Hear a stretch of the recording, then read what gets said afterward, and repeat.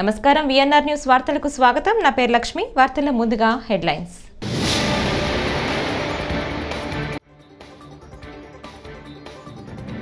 ఇంద్రకీలాద్రిపై వైభవంగా ప్రారంభమైన శ్రీదేవి శరన్నవరాత్రి ఉత్సవాలు.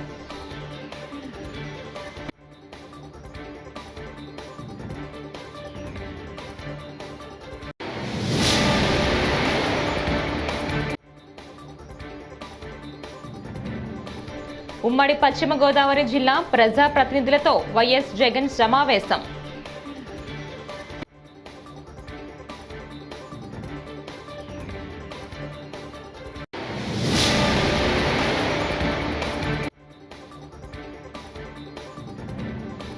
ఆ కుటుంబం పెట్టిన పోస్ట్ చూసి చాలా బాధపడ్డా. నా ఉద్దేశం అది కాదు. మంత్రి కొండ సురేఖ.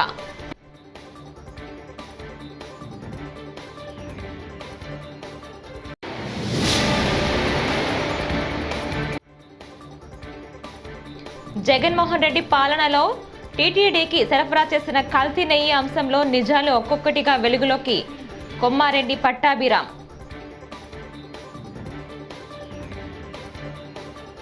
ఇక డీటెయిల్స్ చూస్తే ఉమ్మడి పశ్చిమ గోదావరి జిల్లా ప్రజా ప్రతినిధులలో వైఎస్ఆర్సీపీ అధ్యక్షులు మాజీ ముఖ్యమంత్రి వైఎస్ జగన్మోహన్ రెడ్డి సమావేశమయ్యారు. జిల్లాకు చెందిన జడ్పీటీసీ, ఎంపీటీసీ సభ్యులతో సమావేశం నిర్వహిస్తున్నారు. క్షేత్రస్థాయి నుంచే పార్టీని మరింత బలోపేతం చేద్దాం. పార్టీకి కోట్లాది మంది అభిమానులు, లక్షల సంఖ్యలో కార్యకర్తలు ఉన్నారు. పార్టీ ఒక పిలుపు ఇస్తే ఆ సమాచారం గ్రామస్థాయి వరకు పోవాలి. ప్రతిపక్షంగా ప్రతి అంశంలోనూ గ్రామస్థాయి నుంచి పోరాటం చేయాలి. అలాంటి వ్యవస్థను నిర్మించాలి. ప్రతి కార్యకర్తను, అభిమానిని ఈ నిర్మాణంలోకి తీసుకురావాలి. మనమందరం కలిసికట్టుగా పార్టీని మరింత పటిష్టం చేసుకుందామని వైఎస్ జగన్మోహన్ రెడ్డి పిలుపునిచ్చారు. ఒకవైపున ఇచ్చిన వాగ్దానాలు ఏవి కూడా అమలు కాకపోగా, మరోవైపున పూర్తిగా చదువులైతే పూర్తిగా దెబ్బతిన్న పరిస్థితులు కనిపిస్తూ ఉన్నాయి. విద్యా దీవెన పోయింది, వసతి దీవెన పోయింది, పిల్లలకు ఫీజు రీయింబర్స్మెంట్ కూడా అందని పరిస్థితిలోకి పోతుంది. ఇంగ్లీష్ మీడియం చదువులు అటకెక్కి, టోఫుల్ అన్నది గాలికి ఎగిరిపోయింది. గోరుముద్ద అన్నది రోజుకొక మెనూతో పెట్టే పరిస్థితి నుంచి ఈరోజు అలాంటి గోరుముద్ద అనే కార్యక్రమం కూడా నీరుగార్చే పరిస్థితి లేకపోయింది. వైద్య రంగం తీసుకున్న అదే పరిస్థితి. ఆరోగ్య ఆసరా అటకెక్కింది. అన్ని వైద్య రంగంలో కూడా అదే మాదిరిగానే జరుగుతూ ఉన్నాం. వ్యవసాయం నేను చెప్పాల్సిన పనుల, పెట్టుబడి సహాయం దేవుడు ఎరుగు, ఉచిత ఇన్సూరెన్స్ ఎగిరిపోయింది, పెట్టుబడి సహాయం పోయింది, ఈ క్రాప్ కూడా సరిగ్గా చేయలేని పరిస్థితులు కనిపిస్తూ ఉన్నాయి. ఆర్బీకేలు అప్పుడే అటకెక్కేసి ప్రతి రంగంలోనూ కూడా మన హయాంలో డోర్ డెలివరీ జరిగే పథకాలు ఈరోజు డోర్ డెలివరీ అన్నది గాలికి ఎగిరిపోయింది. ఈరోజు తెలుగుదేశం పార్టీ కార్యకర్తలు ఇళ్లకు ఈరోజు అధికారులు పోయి అక్కడి నుంచి పంపిణీ చేస్తూ ఉండరు. ప్రజలు అక్కడికి పోవాలి, 2 నెలలు అక్కడికి పోకపోతే కనుక కట్. ఇప్పటికే 1,50,000 పెన్షన్ ఇప్పటికే కటింగ్ అయిపోయినాయి. ప్రతి అడుగులోనూ కూడా ఇదే జరుగుతూ ఉంది. కరప్షన్ గురించి నేను చెప్పాల్సిన పనుల మీ అందరికీ తెలిసిన విషయమే. ఇసుక అయితే మన హయాంలో ఇసుక రేటు ఉన్న రేటు కన్నా ఇప్పుడు ఇంకా ఇసుక ఎక్కువ రేటు అమ్ముతున్నారు. కనీసం అప్పుడన్నా గవర్నమెంట్ కన్నా ఆదాయం వస్తాను నేను. ఇప్పుడు గవర్నమెంట్కి ఆదాయం రాకపోగా ఉచిత ఇసుక అంటున్నారు. గవర్నమెంట్కి ఆదాయం రాకపోగా మనం అమ్మిన రేటు కన్నా ఇంకా ఎక్కువ రేటుకి ఈరోజు ఇసుక. ఈరోజు కేటీఆర్ తనపై రెచ్చగొట్టే వ్యాఖ్యలు చేయడంతో భావోద్వేగానికి గురైనట్లు మంత్రి కొండ సురేఖ తెలిపారు. ఆయనపై విమర్శలు చేసే క్రమంలో అనుకోకుండా ఒక కుటుంబాన్ని ప్రస్తావించినట్లు చెప్పారు. హనుమకొండలో ఆమె మీడియాతో మాట్లాడారు. తనకు ఎవరి మీద వ్యక్తిగతంగా ద్వేషం లేదన్నారు. ఆ కుటుంబ సభ్యులు పెట్టిన పోస్టు చూసి చాలా బాధపడినట్లు తెలిపారు. నేను నిన్న గాంధీ భవన్లో మాట్లాడేటప్పుడు మరి కేటీఆర్ గారు క్యారెక్టర్ గురించి, మరి వారి గతంలో వారు చేసినటువంటి కార్యక్రమాల గురించి, మహిళల మీద వారికి ఉన్నటువంటి మరి చులకన భావం గురించి మాట్లాడుతూ మరి ఆయన నన్ను రొచ్చగొట్టే విధంగా మాట్లాడినప్పుడు నేను భావోద్వేగానికి లోనై మరి కొన్ని ఆయన మీద నేను విమర్శలు చేయాల్సిన అవసరం వచ్చింది. ఆ సందర్భంలో నాకు ఇంకెవరి మీద కూడా వ్యక్తిగత ద్వేషం కానీ మరి వ్యక్తిగత కోపం కానీ లేదు. అనుకోని ఆ సందర్భంలో ఒక కుటుంబం మాట నేను తీయడం ఏదైతే ఉందో అది అనుకోకుండా నా నోటి నుంచి జరగడం జరిగింది. ఆ తర్వాత వారి ట్వీట్ చూసిన తర్వాత నేను కూడా చాలా బాధపడ్డాను. ఎందుకంటే ఏ విషయంలో నేనైతే బాధపడతా ఉన్నానో ఆ విషయంలో నేను ఇంకొకరిని నొప్పించాను అని తెలిసి రాత్రి వెంటనే మరి దాన్ని వెనక్కి తీసుకుంటూ నేను ట్వీట్ చేయడం జరిగింది. కాబట్టి నాకు జరిగిన అవమానం, నేను పడ్డ బాధ ఇంకొకరు పడకూడదు అనేటువంటి ఒక ఆలోచనతోటి నేను బేషరతుగా దాన్ని వెనక్కి తీసుకోవడం జరిగింది. కానీ కేటీఆర్ విషయంలో మాత్రం తగ్గేది లేదు. ఆయన తప్పనిసరిగా క్షమాపణ చెప్పాల్సిన అవసరం ఉంది.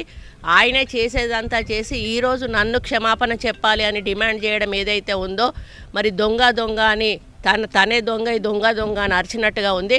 ఆ విషయంలో మాత్రం ఎట్టి పరిస్థితుల్లో కూడా వెనక్కి తగ్గేది లేదు.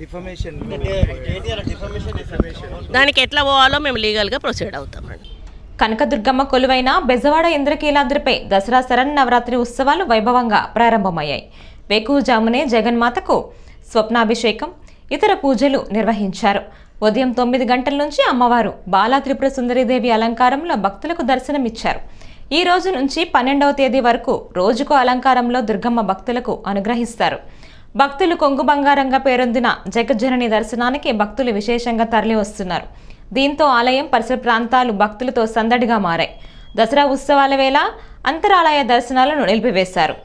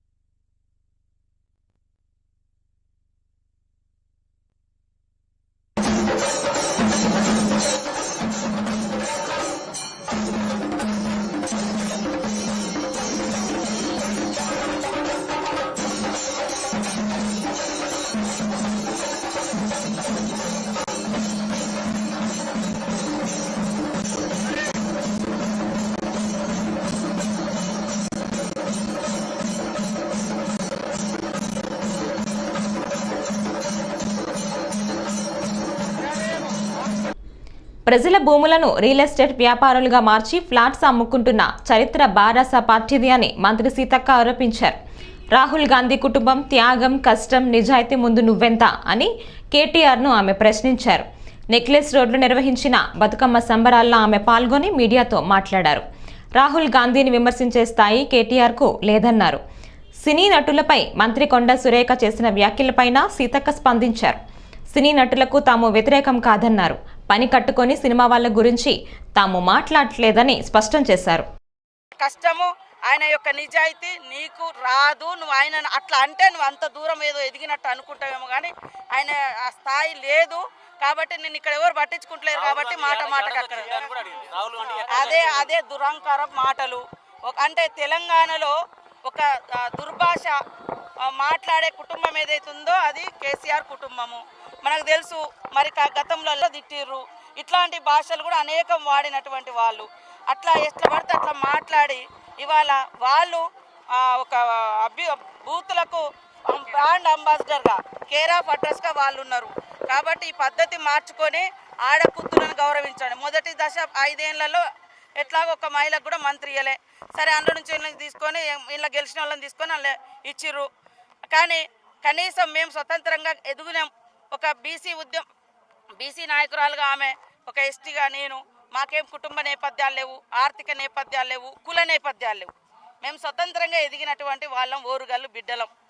సమ్మక్క సారలక్క వారసత్వం, రాణి రుద్రమాదేవి వారసత్వం, ఇవన్నీ అంటే ఆ గడ్డల మించి వచ్చినాం. ఎందుకయ్యా ఇంత కక్కుర్తి? వీళ్ళందరూ ఇలాంటి దురాంకాల మీద పోరాటం చేసినటువంటి గడ్డల మీద నుంచి ఎదిగొచ్చినటువంటి బిడ్డల మీద ఎందుకు ఈ దురాంకార మాటలా నేను అంటున్నా. కాబట్టి ఎవరు ఇవాళ ఏం ఆదరణ? నువ్వే కదా బఫర్ జోన్ ఇది, FTL ఇది, జీవో నెంబర్ ఇది తీసుకొచ్చి తర్వాత దానికి ఒక మూసి రివర్స్ అథారిటీ వేసి మార్కింగ్లు చేసి నువ్వు ఈరోజు మేము స్పష్టంగా దాని మూలంగా వరదలు వచ్చి చనిపోతున్నారు, నష్టపోతున్నారు. హైదరాబాద్లో ఇది అవసరం ఉందని ఒక స్పష్టతతో వస్తున్నాం. కూల్ చేయండి, బుల్డోజర్లు పెట్టి తూల్ చేయండి అని నువ్వన్నావు. అవన్నీ రికార్డ్స్తో మేము చూపెడుతున్నాము. ఇవాళ మేము పద్ధతిగా వాళ్ళని ఒప్పించే ప్రయత్నం. అసలు మూసీ కాడ ఇప్పుడు స్వచ్ఛందంగా వాళ్ళు కూల్చుకుంటారు. వాళ్ళకి ఆల్టర్నేట్ చూపించినాక వాళ్ళు స్వచ్ఛందంగా కూల్చుకుంటారు. పేదోళ్ళకి నష్టం జరిగితే ఖచ్చితంగా ప్రభుత్వం బాధ్యత తీసుకొని వాళ్ళకి అండగా ఉండాలనేది కూడా సీఎం రేవంత్ రెడ్డి గారి యొక్క లక్ష్యము, మా అందరి లక్ష్యం అదే. మీరు మమ్మల్ని తిడతారు, మా మీద ట్రోలింగ్ చేస్తారు, మార్పింగ్లు చేస్తారు. ఆ ఇద్దరు మహిళా చరిత్ర, మాజీ మంత్రుల చరిత్ర. మాజీ ముఖ్యమంత్రి వైఎస్ జగన్మోహన్ రెడ్డి పాలనలో టీటీడీకి సరఫరా చేసిన కల్తీ నెయ్యి అంశంలో నిజాలు ఒక్కొక్కటిగా వెలుగులోకి వస్తున్నాయని టీడీపీ జాతీయ అధికార ప్రతినిధి కొమ్మారెడ్డి పట్టాభిరామ్ అన్నారు. గురువారం మీడియాతో ఏఆర్ ఫుడ్స్ కంపెనీకి నెలకు 1000 టన్నుల నెయ్యి సరఫరా చేసే కెపాసిటీ లేదని టీటీడీ టెక్నికల్ టీం నవంబర్ 8, 2023న తేల్చిందన్నారు. ఏఆర్ ఫుడ్స్ కంపెనీ నెలకు ఉత్పత్తి చేసే నెయ్యి కేవలం 16 టన్నుల మాత్రమేనని టీటీడీ టెక్నికల్ కమిటీ నిర్ధారించిందని తెలిపారు. ఇలాంటి కంపెనీ నెలకు 1000 టన్నుల నెయ్యిని ఎలా సరఫరా చేయగలదో జగన్ సమాధానం చెప్పాలని డిమాండ్ చేశారు. ఇక డేట్ గమనించాలి మీరు అందరూ. ఈ డేట్ చూసారా? జూన్ 4, 2024న బిల్ అయిందండి. ఇది ఏఆర్ ఫుడ్స్ వాళ్ళ బిల్. ఇది జూన్ 4, 2024న మొదటి ట్యాంకర్ బయలుదేరింది బిల్ అయ్యి. చూసారు కదా? ఇప్పుడు నెక్స్ట్ డాక్యుమెంట్ చూడండి మీరు. ఈ నెక్స్ట్ డాక్యుమెంట్ చూస్తే కనుక ఇదిగోండి, జూన్ 4న బయలుదేరింది కదండి ట్యాంకు. తిరుమల కొండపైకి ఎప్పుడు చేరుకుంది? 12/6/2020 స్టాంపు, ఇన్గేట్ దగ్గర స్టాంపు. స్టోర్ దగ్గర రిసీవ్ చేసుకున్నది 14/6/2024.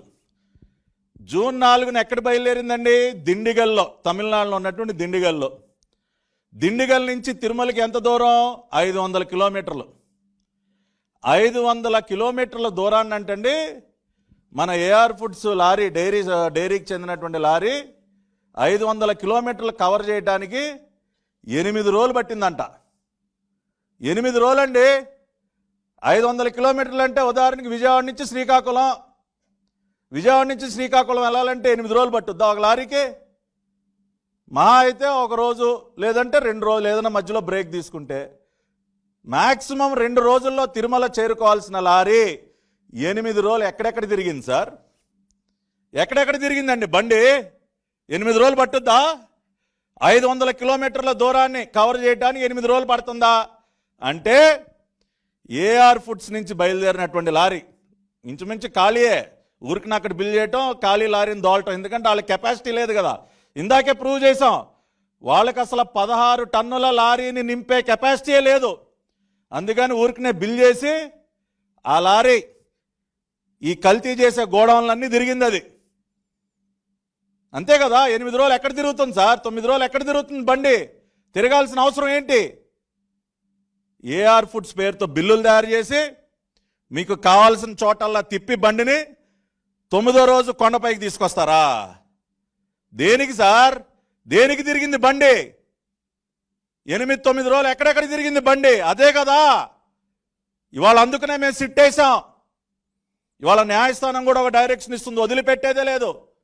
ఈ బండిని ఎక్కడెక్కడ తిప్పారో, ఎక్కడెక్కడ ఏమేం కొవ్వు కలిపారో, ఏ గోడంలో దాచిపెట్టిన కొవ్వు ఎక్కడెక్కడ కలిపారో ఆ కొవ్వుని నింపి గుడి దగ్గరికి కొండపై తీసుకురావడానికి 8. సంక్షేమ పథకాల అమలు కోసం డిజిటల్ కార్డులు అవసరమని తెలంగాణ ముఖ్యమంత్రి రేవంత్ రెడ్డి తెలిపారు. తెలంగాణలో నేటి నుంచి డిజిటల్ కార్డుల ప్రక్రియ ప్రారంభమవుతోందని చెప్పారు. కుటుంబ డిజిటల్ కార్డుల సర్వేను ముఖ్యమంత్రి ప్రారంభించారు. 119 నియోజకవర్గాల్లో పైలట్ ప్రాజెక్టు కింద డిజిటల్ కార్డులు జారీ చేస్తున్నట్లు చెప్పారు. పైలట్ ప్రాజెక్టు కింద మొత్తం 238 గ్రామాలు, డివిజన్లు ఎంపిక చేసినట్లు వివరించారు. ఈ నెల 7 వరకు కుటుంబాల హెల్త్ ప్రొఫైల్ను అధికారులు రికార్డు చేస్తారని ముఖ్యమంత్రి అన్నారు. పర్యవేక్షణ కోసం స్పెషల్ ఆఫీసర్లను నియమించినట్లు చెప్పారు.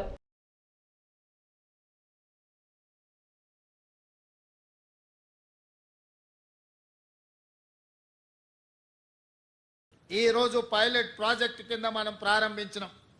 ఇవాళ కొన్ని పత్రికలలో రాస్తున్నారు రేషన్ కార్డుల విధానాన్ని ఉపసంహరించుకున్నారని. ఈ పత్రికలకు మరి ఎవరు చెప్తారో నాకైతే తెలీదు, కానీ వాళ్ళకి రేషన్ కార్డుకి ఈరోజు ప్రవేశపెడుతున్న ఫ్యామిలీ డిజిటల్ కార్డుకి తేడా తెలియకపోవడం దురదృష్టకరం. ఇంతకుముందు పేపర్ల మీద మాన్యువల్లో కార్డులు ఇచ్చేవాళ్ళు.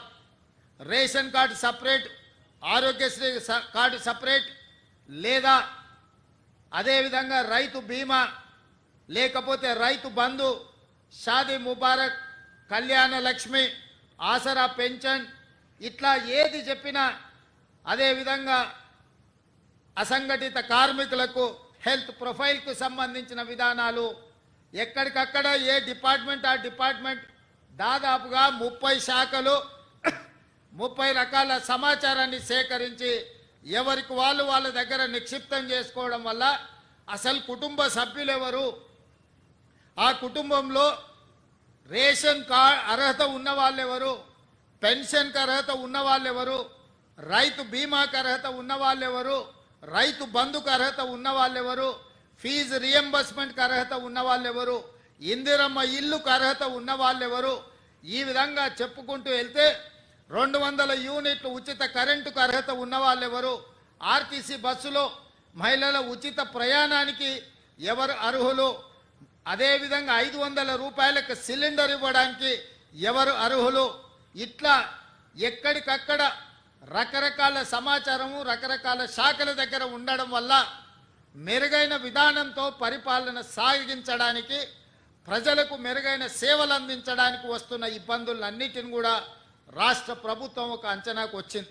అందుకే ఈరోజు రాష్ట్ర ప్రభుత్వం 30 శాఖల దగ్గర ఉన్న సమాచారాన్ని అంతా ఒక్క ఫ్యామిలీ డిజిటల్ కార్డుకి ఒక్క క్లిక్, ఎట్లయితే ఆధార్ను ఆ రోజు మన్మోహన్ సింగ్ గారు ప్రవేశపెట్టడంతో ఇటీవల మంత్రి కొండా సురేఖ చేసిన వ్యాఖ్యలు వివాదాస్పదమైన విషయం తెలిసిందే. ఈ వివాదంపై కేంద్ర మంత్రి కిషన్ రెడ్డి తీవ్రంగా స్పందించారు. గురువారం మీడియా సమావేశంలో మాట్లాడుతూ కుటుంబ వ్యవహారాలు, వ్యక్తిగత విషయాలు రాజకీయాలకు ముడిపెట్టడం సరికాదని అన్నారు. ఒకరి వ్యక్తిగత స్వేచ్ఛకు భంగం కలిగించే హక్కు ఈ దేశంలో ఎవరికీ లేదని ఆయన తెలిపారు. ప్రస్తుత రాజకీయాల్లో నేతలు దిగజారి మాట్లాడుతున్నారని విమర్శించారు. ఎవరింట్లో ఏం జరుగుతుందో ఆ కుటుంబ వ్యవహారాలు రాజకీయాలకు ముడిపెట్టాల్సిన అవసరం లేదు. ఎవరి కుటుంబాలు ఏం మాట్లాడుకుంటున్నారో ఫోన్ ట్యాపింగ్ ద్వారా వినాల్సిన హక్కు, అధికారం ఎవరు ఇవ్వలేదు ఈ దేశంలో. భార్యాభర్తలు ఏం మాట్లాడుకుంటున్నారో, ఒక అమ్మాయి అబ్బాయితో ఏం మాట్లాడుతున్నాడో, ఒక వ్యాపారస్తుడు ఇంకో వ్యాపారస్తుడు ఏం మాట్లాడుతున్నాడో, దేశ భద్రతకు సంబంధించినంత వరకు, లేక దేశ ఆర్థిక వ్యవస్థకు నష్టం కలిగించేంత వరకు, దేశ సమగ్రతకు నష్టం కలిగించేంత వరకు ఏ ఒక్కరి ఫోన్ కూడా ట్యాప్ చేసేటువంటి అధికారం లేదు. కానీ ఈరోజు ట్యాపింగ్ జరిగింది. ఈరోజు మనం చూస్తూ ఉన్నాం. ఈరోజు పత్రికల్లో చూస్తే నిజంగా మనం ఎంత దిగజారిపోతున్నాం ఈ రాజకీయాలు మనకు అర్థమవుతా ఉంది. కాబట్టి నేను ఒక రాష్ట్ర అధ్యక్షుడిగా, లేక ఒక సిటిజన్గా, ఒక పౌరుడిగా నేను తెలంగాణ మేధావులకు, విద్యావంతులకు కోరుతా ఉన్నాను. తెలంగాణ సమాజం చాలా గౌరవపూర్వకమైనటువంటి సమాజం. అటువంటి సమాజాన్ని కేసీఆర్ పూర్తిగా విమర్శిస్తేనే పేరు వస్తుందని ఆ రోజు ఆయన ఆ రకంగా విమర్శలు మొదలుపెట్టాడు. కేసీఆర్ మొదలుపెట్టింది తర్వాత కొడుకు వారసత్వంగా ముందుకు తీసుకెళ్లాడు.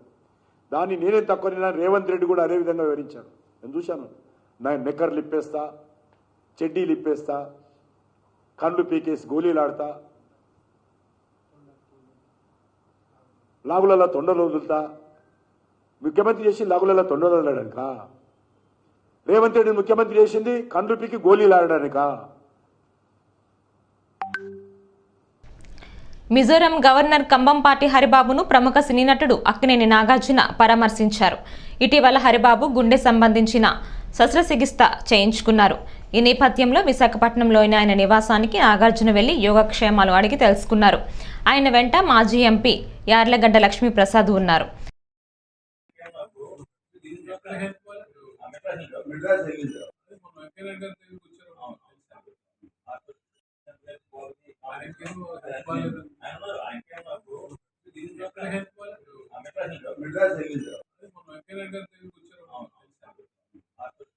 నందికొట్కూరు మండలం బ్రాహ్మణ కోటూరులోని గవర్నమెంట్ హాస్పిటల్ను ఎమ్మెల్యే జయసూర్య గురువారం ఆకస్మికంగా తనిఖీ చేశారు.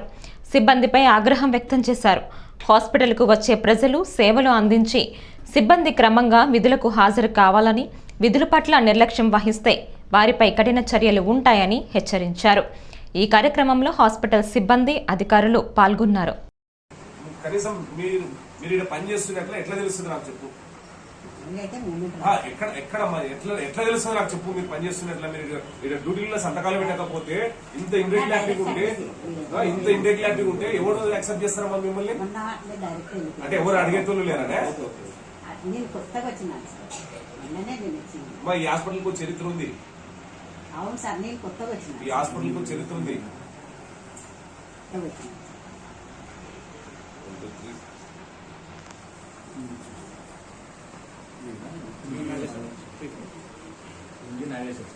నేను విజిట్స్ ఉంటాను సార్, ఎప్పుడు కావాలంటే అడగండి. రెగ్యులర్ ఉన్నాను సార్, ఎప్పుడు నేను అందరికీ యూనిఫామ్ వేసుకోవాలా అంతా చేస్తున్నాను. ఏమంటే నేను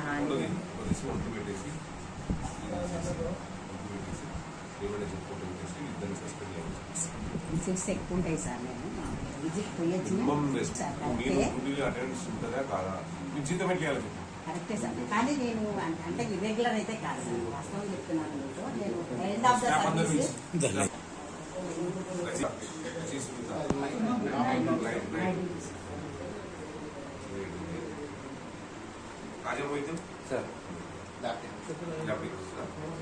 విజయమ్మా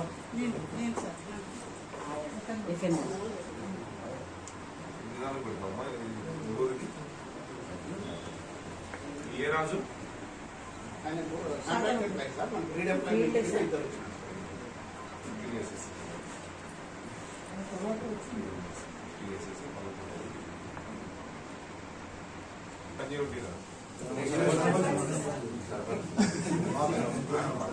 ఈ నెల 6వ తేదీన గుంటూరు పశ్చిమ నియోజకవర్గ పరిధిలోని పాటిపండ్ల సీతారామయ్య హైస్కూల్లో జాబ్ మేళా నిర్వహించనున్నట్లు ఎమ్మెల్యే గల్లా మాధవి గురువారం తెలిపారు. ఈ సందర్భంగా ఆమె మాట్లాడుతూ గుంటూరు పశ్చిమ నియోజకవర్గ పరిధిలో నిరుద్యోగ యువతకు రూపుమాపే దిశగా జాబ్ మేళా నిర్వహించనున్నట్లు చెప్పారు. ఈ జాబ్ మేళాకు సుమారు 30 కంపెనీలు వస్తున్నాయని, యువత సద్వినియోగం చేసుకోవాలని ఎమ్మెల్యే మాధవి కోరారు. అందరికీ నమస్కారం. నేను మీ గల్లా మాధవి.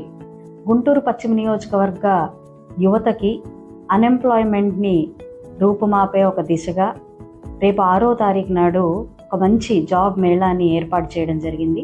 30 కంపెనీల దాకా రేపు ఆ జాబ్ ఫేర్కి రావడం జరుగుతుంది. యువత మొత్తం కూడా ఈ యొక్క అవకాశాన్ని సద్వినియోగం చేసుకోవాల్సిందిగా కోరుకుంటున్నాను. దీంట్లోకి అర్హతలుగా 10వ తరగతి పాస్ అయినా, ఫెయిల్ అయినా, ఇంటర్, డిగ్రీ, పీజీ, ఫార్మాకు సంబంధించిన ఏ డిగ్రీ చేసినా కూడా ఇందులో ఉద్యోగం వచ్చే అవకాశం ఉంది. కాబట్టి ప్రతి ఒక్కరూ కూడా ఈ యొక్క అవకాశాన్ని సద్వినియోగం చేసుకోవాలి. రేపు ఆదివారం 6వ తారీఖున పాటిబండ్ల సీతారామయ్య స్కూల్లో ఈ జాబ్ ఫేర్ జరగబోతూ ఉంది. పశ్చిమ నియోజకవర్గ యువత మొత్తం కూడా ఈ యొక్క అద్భుతమైన అవకాశాన్ని సద్వినియోగం చేసుకుంటారని ప్రార్థిస్తూ మీ గల్లా మాధవి. పట్టా ల్యాండ్స్, డీకేట్ భూముల హోల్డర్ల నుంచి ఇసుకను డీకాస్టింగ్ చేయడానికి ప్రభుత్వం నిర్దేశించిన మార్గదర్శకాలను ఖచ్చితంగా అమలు చేయాలని కలెక్టర్ ప్రశాంతి సూచించారు. జిల్లా స్థాయి ఇసుక కమిటీ అధికారులు సమావేశాన్ని రాజమండ్రిలో కలెక్టరేట్ వద్ద గురువారం నిర్వహించారు. ఉచిత ఇసుక విధానం ద్వారా జిల్లాలో చేపట్టనున్న ఇసుక త్రవ్వకాలపై ఆమె సంబంధిత అధికారులతో చర్చించారు. ఎటువంటి సమస్యలు ఉండకుండా చూడాలన్నారు. లాస్ట్ ప్లేస్ లో ఇంపార్టెంట్ వాళ్ళు శాండ్ యాప్ డౌన్లోడ్ చేసుకొని they have to apply permission అనేది డిఎంజీలో లాగిన్లో రిఫ్లెక్ట్ అవుతుంది. That is the application of the individual and ఆయన సర్క్యులేట్ చేయడం జరుగుతుంది డిఎల్ఎస్. సో డిఎల్ఎస్ మెంబర్స్ ఎవరైతే ఉన్నారో మీరు అందరూ కూడా ఎక్స్పెక్ట్ చేయాల్సి ఉంది. Only difference is the RWS and మన మైన్స్ అలానే ఇరిగేషన్ గ్రౌండ్ వాళ్ళందరూ కూడా శ్రీలంక ఉంటారు. అలాగే concern DSPs and concern RDOs మాత్రమే డివిజన్ వైజ్.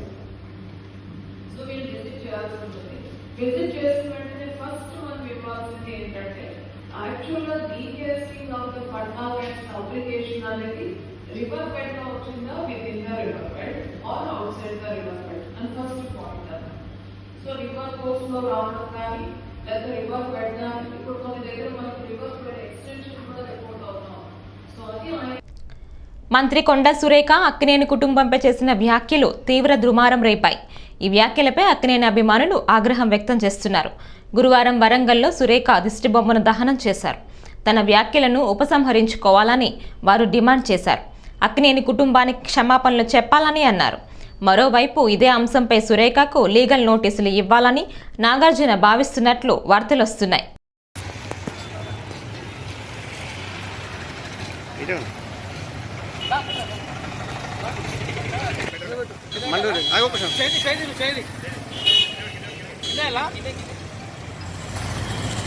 దూరం దూరం